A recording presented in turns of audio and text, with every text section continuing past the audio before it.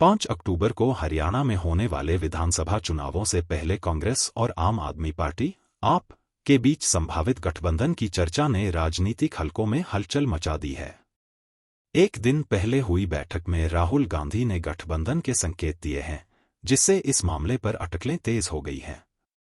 सूत्रों के अनुसार राहुल गांधी ने हरियाणा में गठबंधन की संभावनाओं पर पार्टी नेताओं से फीडबैक मांगा है। इस बीच दोनों दलों ने सीटों की संख्या को लेकर अपने अपने दावे पेश किए हैं। कांग्रेस की ओर से आम आदमी पार्टी को 3 से 5 सीटें ऑफर की जा सकती हैं, जबकि आम आदमी पार्टी 20 सीटों की मांग कर रही है। दिल्ली और हरियाणा में कांग्रेस और आम आदमी पार्टी ने मिलकर लोकसभा चुनाव लड़ा था, लेकिन दिल्ली में दोनों पार्टियों को एक भी सीट नहीं मिली और हरियाणा में आप का वोट प्रतिशत लगभग 4% रहा था। अब सवाल यह उठता है कि राहुल गांधी का आप के साथ विधानसभा चुनाव की रणनीति के पीछे क्या मकसद हो सकता है। बीजेपी ने भी गठबंधन की अटकलों को लेकर हमला बोल दिया है, यह आरोप लगाते हुए कि आम आदमी पार्टी केवल राष्ट्रीय नेतृत्व के आदेश पर चल रही है। बीजेपी प्रवक्ता ने कहा कि पार्टी हरियाणा की 90 विधानसभा सीटों पर पूरी तैयारी कर रही है और परिवार जोड़ अभियान, केजरीवाल की गारंटी का रजिस्ट्रेशन जैसे कार्यक्रम चला रही है। आम आदमी पार्टी की तैयारी पूरी तरह से जोर शोर से चल रही है। पार्टी ने हरियाणा के हर गांव, गली और मोहल्ले में मीटिंग्स आयोजित की हैं और आगामी दिनों में 40 रैलियों का आयोजन भी किया है। पार्टी का कहना है कि उनका फोकस 90 विधानसभा सीटों पर है और अगर गठबंधन की बात आती है तो 4-5 सीटों पर समझौता किया जा सकता है, लेकिन 20 सीटों पर उनकी मांग अपरिवर्तित रहेगी। आप के एक नेता ने कहा, हम बहुमत की सरकार बनाने की लड़ाई लड़ रहे हैं और बीजेपी की तानाशाही सरकार को उखाड़ फेंकने के लिए पूरी ताकत लगा रहे हैं। अगर हाईकमांड से कोई बात होगी तो हमें स्पष्ट रूप से बताना होगा कि 4-5 सीटों पर समझौता होगा। हम 90 विधानसभा सीटों पर पूरी तैयारी कर रहे हैं।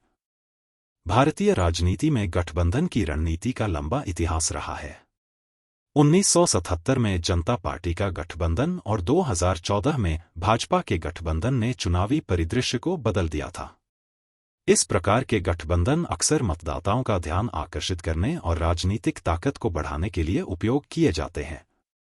प्रोफेसर राघवेंद्र सिंह, राजनीति के विशेषज्ञ, कहते हैं, गठबंधन की रणनीति का उद्देश्य आमतौर पर विपक्षी वोटों का बंटवारा रोकना और एक मजबूत विरोधी विकल्प प्रस्तुत करना होता है।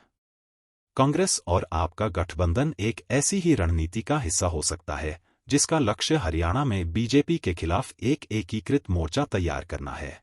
गठबंधन को लेकर बातचीत अभी चल रही है और इस पर अंतिम फैसला जल्द ही लिया जाएगा। कांग्रेस ने हरियाणा में एक मिनी कमेटी बनाई है, जिसमें दीपक बाबरिया, अजय माकन और दीपेंद्र हुड्डा शामिल हैं। यह कमेटी गठबंधन के तहत कितनी सीटें दी जाएं, इसका निर्णय लेगी और इसके बाद केसी वेणुगोपाल को रिपोर्ट करेगी।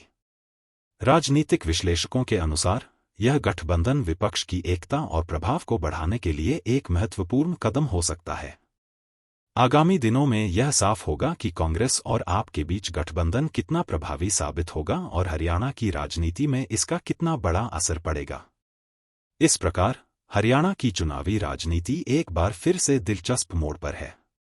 अगले कुछ दिनों में गठबंधन की तस्वीर साफ हो जाएगी और यह तय होगा कि क्या विपक्ष एकजुट हो पाएगा या नहीं।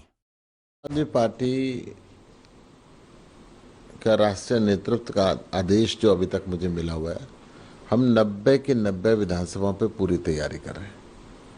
हमने परिवार जोड़ो अभियान चलाया, हमने केजरीवाल की गारंटी का रजिस्ट्रेशन अभी चल रहा है, हमारा हर गांव में, हर गली गली में, हर मोहल्ले के अंदर चल रहा है। हमारी हर विधानसभा के अंदर मीटिंग लगी हुई है।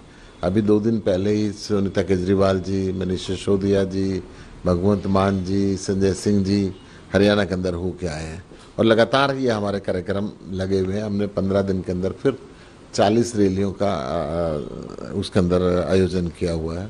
पूरी ताकत के साथ हम कर रहे हैं। अभी तक तो मैं 90 के 90 विधानसभा की सीटों पर तैयारी कर रही है। आम आदमी पार्टी और पूरी तैयारी के साथ, पूरी मुस्तैदी के साथ लगी हुई है।